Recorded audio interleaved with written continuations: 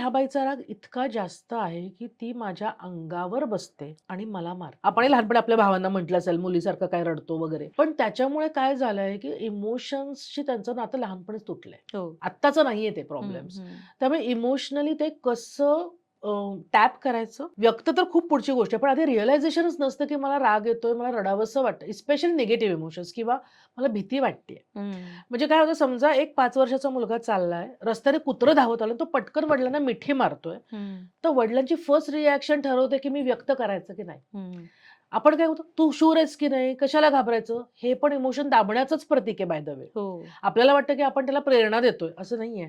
आपण सांगतोय, की "तू घाबरू नाही शकत." मग त्याला तेव्हाच कळतं, की घाबरायचं नसतं. हं. मग जेव्हा खरंच भीती वाटणारं काहीतरी घडतं, त्याला ते ओळखताच येत नाही, की ते घाबरायचंय आणि इट्स ओके. हं.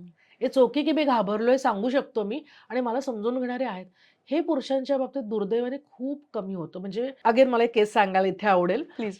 ते दोघंही फॉरेनमध्ये असतात आणि आहेत इंडियनच आणि इथे आले की ते येतात माझ्याकडे. त्या ज्या बाई होत्या त्या अत्यंत तू बघशील तर दिसायला सोज्वळ वगैरे आणि शी स्टार्टेड द कन्व्हर्सेशन आणि मग नवरा जॉइन झाला. जेव्हा नवऱ्याचं सेपरेट सेशन झालं, तो म्हणला, की "मॅडम" तिचं कंप्लेंट होतं, की हे मित्रांबरोबरच असतात वगैरे, वगैरे. ते म्हणे, की "ह्या बाईचा राग इतका जास्त आहे, की ती माझ्या अंगावर बसते आणि मला मारते आणि मुलांसमोर हे घडतं."